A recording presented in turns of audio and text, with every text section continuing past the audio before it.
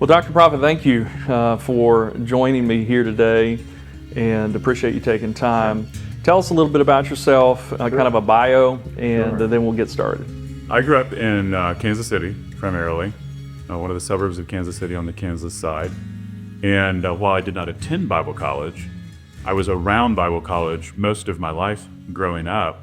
From my earliest memories, really, second grade through high school, we were adjacent to a Bible college campus. My mom taught in a K-12 school there, and I went to high school there, graduated, went to the University of Kansas for my bachelor's in English and political science, my master's in English. And at that point, there was an opportunity to come to God's Bible School. And my wife Lisa and I moved here in 2004. We've been here ever since. So all of our sons are native Cincinnatians. And then later I was able to do my PhD in educational studies at the University of Cincinnati. And so I've kind of worked my way up through the ranks doing admissions and financial aid and faculty and division chair, institutional research, accreditation liaison work, and then for a little over a decade, academic dean. That's great. And I obviously work with you on a daily basis, and I have grown to appreciate that work. We're gearing up for an accreditation visit here in 2 in a row, just a little bit. Yeah. And we've got the ABHE, the Accreditation for Biblical Higher Education, and then our regional accreditation. And tell me why it's worth the effort in your mind. Just maybe 2 or 3 neat concepts that you think are important. Sure. So I kind of view accreditation as the good housekeeping seal of approval. Someone else outside yourself has looked at you deeply and intensively and has said, yes. And when they say yes, they're saying a couple, 3 things. They're saying, you meet our minimum standards of what an accredited institution should be and should do. And I think that's really important, that our students and our alumni know we've been validated by 2 external agencies in higher education. Basically, we do what we're saying we're doing. Yeah, right. Yeah, and we're achieving our mission. Right. And so some people are worried that accreditation means you're going to have to change your mission. But accreditation's job is to say, do you meet the general standards that everyone has to meet? And then, are you achieving your mission, and can you reasonably be expected to continue to achieve it? So it's a fallacy in thought that suggests that they're trying to get us to get away from who we are as Wesleyans and the Bible core at who we are, right? Totally. Yeah. That would be actually, so if an accrediting body had a disfavorable outcome for a school like us because of our mission, that's against federal law. Federal law says religious mission is protected, and accrediting agencies cannot undermine that. So that's grounds for appeal. That's grounds for a lawsuit. And so the last thing an accrediting agency wants to do is attack an institution for its mission, which they have repeatedly approved for us. So in your mind, if I'm hearing you correctly, it's a good thing. Oh, it's great. And it so much helps us get better because you get used to the way you do things. And you can't see what you can't see. And when outside eyes come in, they see strengths that we take for granted, and that's great to stop and celebrate. They also see opportunities we have to improve that we're just overlooking. And so accreditation for us over the last 20 years I've been here has just been a tremendous boost to our continuous improvement. When did you, just for curiosity's sake, when did you start the process for these visits? Obviously intensive, 2 in 1 year. Yeah. Is there much that overlaps that we... So we started our self-study for ABHE more than a year ago in the fall of 24 for a spring 26 visit. Wow. And part of the reason for that is I don't write this thing.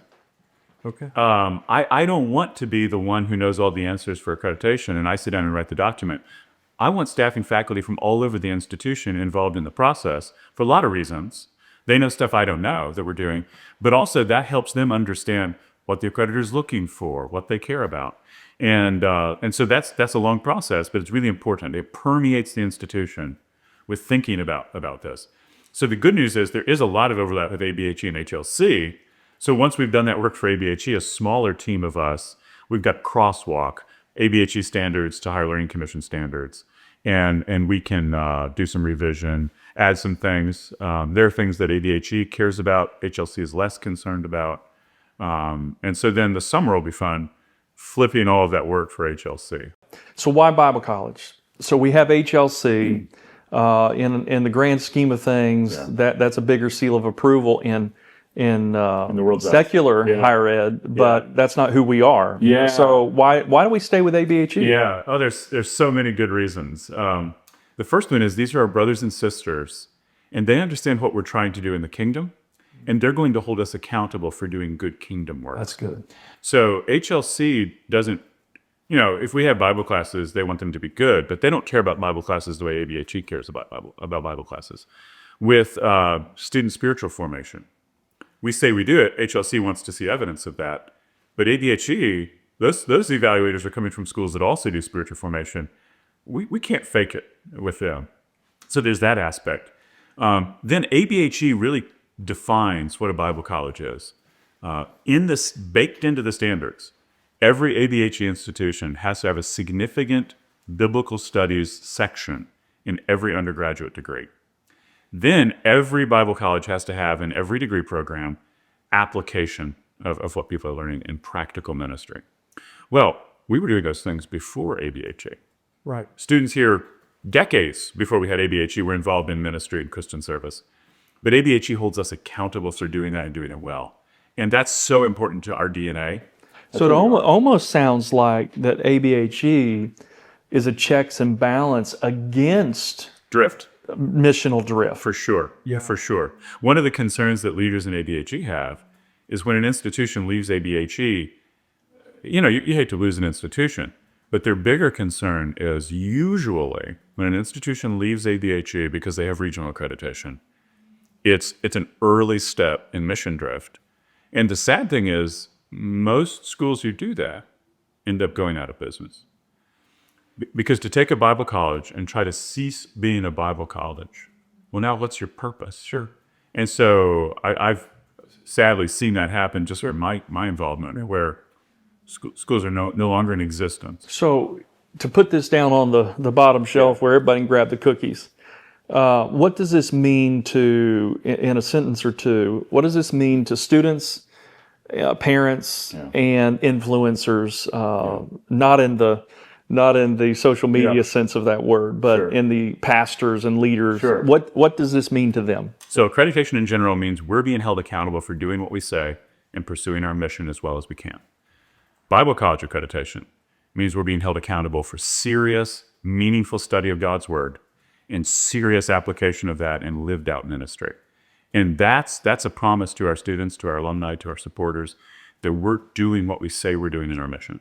So recently, Ohio Department of Ed has given leniency or permission or the availability to shorten certain degree programs from the traditional, 120 down to 90. Yeah. And what do you think about that? I mean, you're an educator, the good, bad, these students are all going to love the idea. I can be done in 90 hours.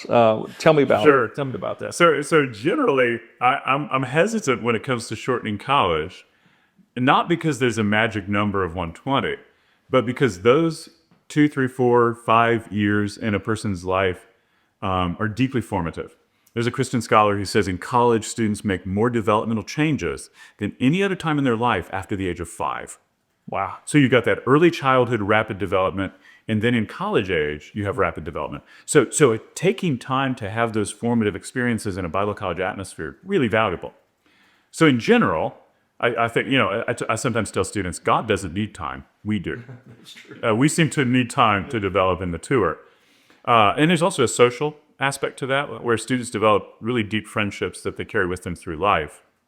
I often say, if I can interrupt, I often say that the students have to get into the mindset of getting an education, not a degree, right? And if all we want is a plaque on the wall, it benefits no one, really. And that is part of what alarms me about the availability of AI and other things is Google. We can fake our way through without actually having our minds changed or developed. This is the Romans 12 problem, right? Right. If we're renewed by the transforming of our minds, or transformed by the renewing of our minds, that is more than knowing the answers from AI. Right. And so I'm hesitant initially about speeding that up. But as we were participating in a webinar from the state about this, a few of us got to thinking. We're talking with some denominations, some churches, about really intensive residency experiences where students are embedded in a ministry context for 12 months, in some cases up to 3 years, really involved in the ministry of a church. And I got to thinking, that's the transformative experience I care about. And so we're in the initial stages, as we're talking, as we're recording, of starting some paperwork to try to develop what Ohio calls an accelerated Bachelor of Arts degree in Christian ministry that would reduce it to 90 hours if a student is involved in one of these intensive residencies. And the reason we're doing that is that we were already talking about those partnerships warranting life experience credit for the ministry students are doing. Right. But life experience is simply documenting what they're doing. The accelerated BA gives us the option of saying, we know that's happening. You know, the churches, the denominations are investing significant resources in these students. They're going to make sure the engagement happens. We really don't need to document that. We can go with a reduced degree. That's good. So I think it'll be. I don't think it's going to serve. So in a sense, it's missional. This is about better preparing students for ministry positions immediately upon graduation. That's so good. Another thing in higher ed that has been developing over the last probably 20 years, but really gaining traction in the last little while, is competency-based education. Yeah. And some schools have gone, a few, I should say, have gone completely competency-based. We look at that and we say we like it, but it's very difficult on the assessment side. Yeah. What are your thoughts on competency-based education? For me, it's one of those things, in a perfect world, everything would be competency-based. But, and the promise, the reason people like it is that, the reason schools like it, you're not saying, can you barely get by with a C-? You're saying, you got to demonstrate mastery. Educators love that. The reason students like the sound of it is, you mean I don't have to do all that busy work? I can just pass these assessments. The reality of it is, often students are slower to complete in a competency-based format because it's not easy to demonstrate mastery. And so there are some cases where it works really well. If someone's got a lot of ministry experience, but they've never earned a graduate degree, they're probably going to be able to demonstrate competencies, sure, pretty quickly.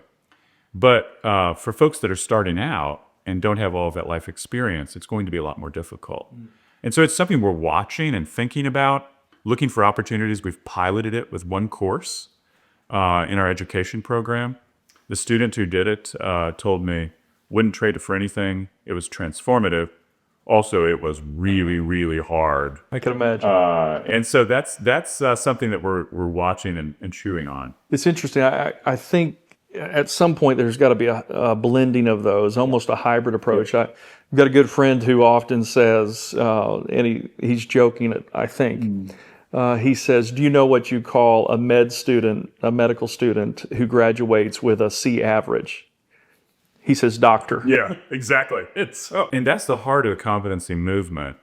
And you mentioned earlier the difficulty of assessment. It really involves the industry, whatever industry the students are moving into, the vocation. It really involves them having a clear understanding of what mastery is. Sure. And it turns out most of us are used to thinking in terms of minimal sufficiency, not mastery. That's right.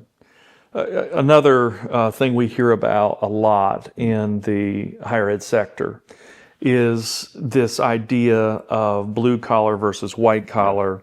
Go to a trade school. Why would you go get a BA or whatever, a college degree, when you can go be a plumber, an electrician, HVAC?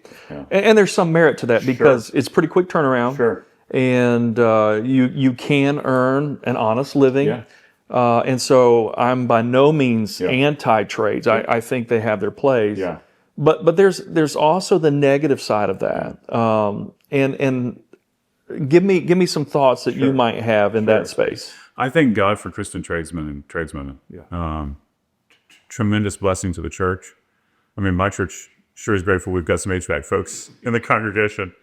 One of my concerns is that part of the promise in our culture for these workforce training programs is money. Mm-hmm. Make a lot of money. And I think what goes unsaid, and the research backs this up, those professions top out. Okay. Yeah, your starting paycheck looks really good, a lot faster than a college degree. But lifetime earnings, once you start looking at lifetime earnings, it suddenly starts to look different in all the research I've seen. Okay. The college degree still pays off over the lifetime more than the vocational. Wow. And, I've seen folks in my church kind of have to retire early because the difficulty of the work breaks down their bodies. Sure. And So it sounds like that. It makes sense. I've really never really thought that you do max out on the trade side. There is a ceiling. Could it be that if we're not careful, that you can almost have a caste system where the educated are here? Now, it's not always tied in, doesn't always fit in that box, but it seems like. One of the things you notice, the policymakers who are talking the most about workforce Pell and workforce financial aid and things like that, they did not go to workforce programs, nor are they sending their children to work. They're Ivy League educated. Their kids are going to Ivy League schools. Wow. So I think we have to parse that. Now, I think it's great to throw some funding at workforce programs. Sure. It's probably not the panacea that's going to solve everybody's problem. Right. And again, it's not that we're anti. In fact, we have pathways, and encourage it for sure. And think that it is neat, because the day is coming in some sectors where, and this segues to the next thought, is AI is going to replace some white collar jobs, right? For sure. It will replace some blue collar jobs as well. Yes. And if you're a bright-eyed high school student who's looking for the future, if you're not called to a specific ministry, would your advice be to look at certain fields that are kind of protected from that? Do you have any thoughts along those lines? So I think that's a great thing to consider. There's some great vocational assessments, including free ones from the Department of Labor, I think it is, has the ONET assessment. And those give students some ideas about vocations they may never have considered. And then you can start filtering those through. How many of these require wisdom? Because as good as AI is at factual recall, things like that, summaries, it doesn't have wisdom. It doesn't have judgment. And there are a lot of professions that require that. We've honestly, the trades require some judgment, some wisdom. Right. The classic professions, medicine and law, those kinds of things. Human services requires soft skills that AI doesn't have. Right. And so I think God has callings for young people into all of these professions. And I think AI is going to do a lot of great things. I think it's probably going to replace very entry-level work. Yeah, you walk into McDonald's and you're using AI with the kiosk. So, Well, somebody's got to flip that burger. Yeah, that's right. You have to get this one thing. Make the sandwich. Oh, man. Well, let's move now to more of a leadership in education idea. And as you have led, we heard your bio a little while ago. Now you're the dean of the school. What are some keys that you would say are important in leadership in education? And then perhaps what are some areas of pitfall to avoid in those? Yeah. Let me hit a pitfall first, because I think academics is particularly prone to it. The arrogance of academics is a real thing. We've got the degree, we have the answers and the questions and everything, and that's a false understanding of what it means to be an educated Christian. An educated Christian is a lifelong learner. We define an educated Christian as someone whose knowledge, values, and skills center on loving God, loving others, and loving learning. And if you love learning, you never quit learning. Right. But when you think you've arrived, that's a real danger. And academics, with its hierarchy and its titles and its full professor versus associate, it can reek a little bit. And that's something that good people can fall into. And it's something to be really avoided. A stewardship leadership, a servant leadership model really helps with that. Now, let me hit pause there and interrupt you because I've seen this in your life. If we were to have the opportunity to walk into your office and see kind of what's straight in front of you when you walk in, you put something on the wall to remind you to avoid this pitfall. Explain that just a little bit. Yeah. So I have some glass frames on my wall that I can write notes to myself on. Early on in my time as dean, I would be mentoring students, and some things would come up, and maybe I'd say it to them, and I'd realize, I need that too. And so one of the things I have there is a God, you are not He. And that's a really good reminder to everybody, but especially to me.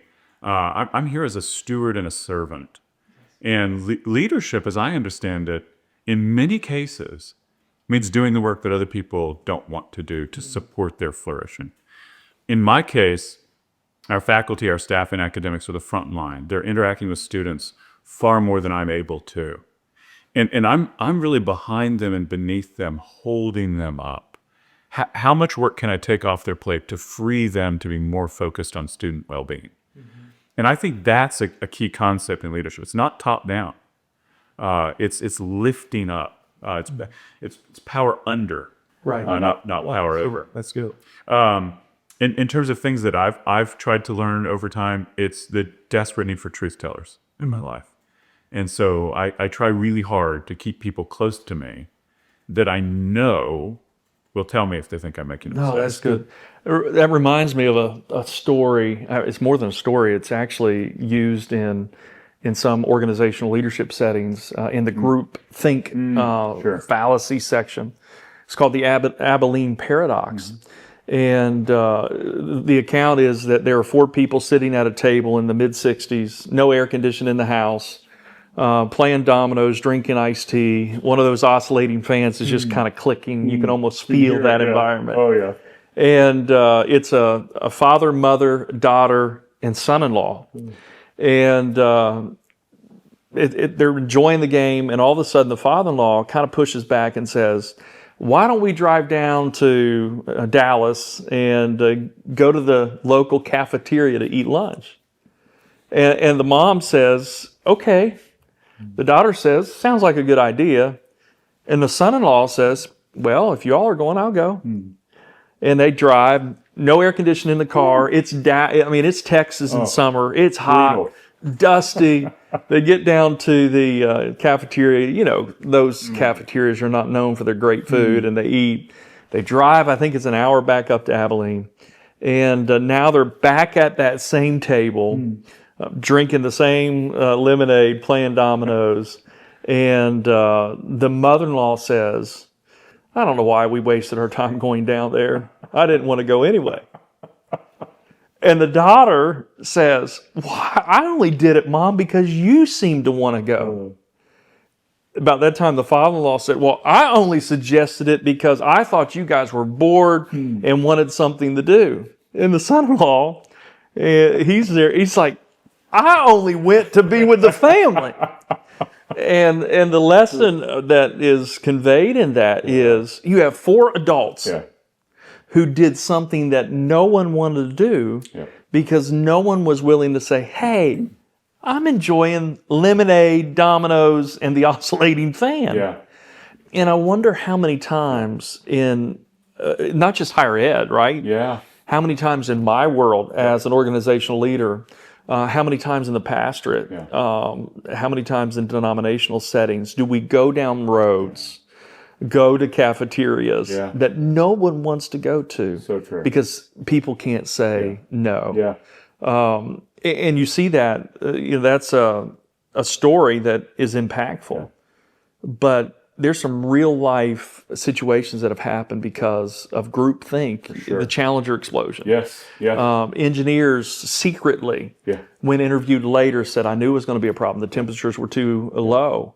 We had never experienced, he says, there was a leak, et cetera. And the O-rings weren't working, and it blew up. I wonder how many organizations, Aaron, have blown up.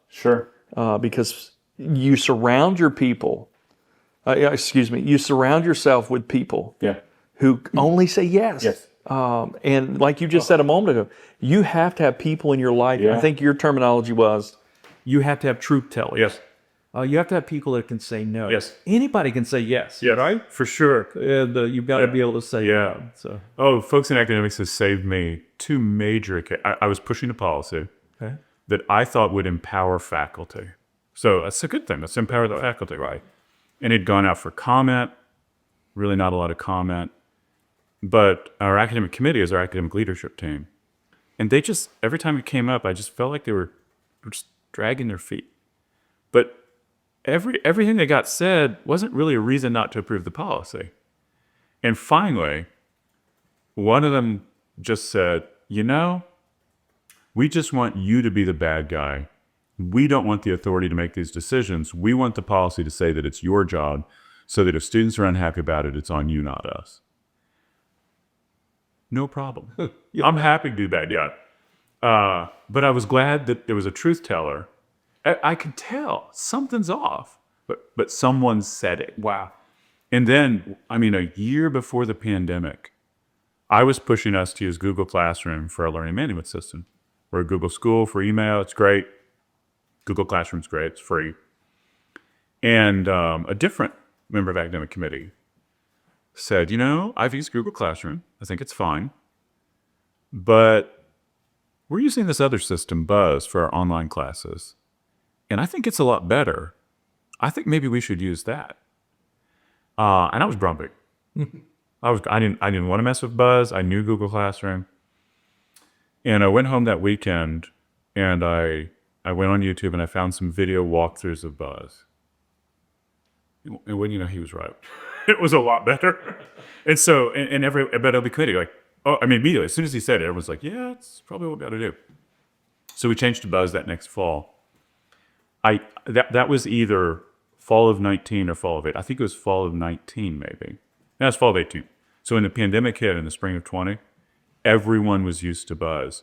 Wow. And I realized that was a God thing, because if we had been in Google Classroom, trying to go remote in Google Classroom, we'd have been in deep trouble. Wow. But because somebody was willing to push back on my idea and say, that's not the right solution, we had a very smooth transition to remote learning, because everybody had a year and a half of experience in that LMS. And those are sort of mile markers for me to remind me I really need to listen to pushback. Sure.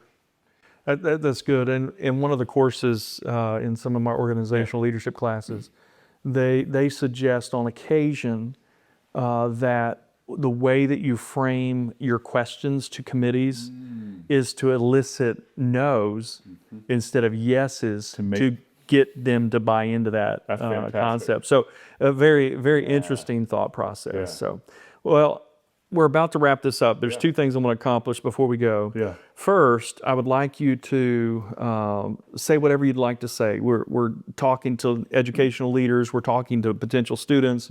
We're talking to organizational leaders as well. If there's one thing you would say from your seat, what would that be? And then I'll leave the second thing for just a moment. Well, that's a big question, isn't it? Yeah. The older I get, and not that old, but we're in middle age, Right. and playing ball at 6 a.m, you feel it.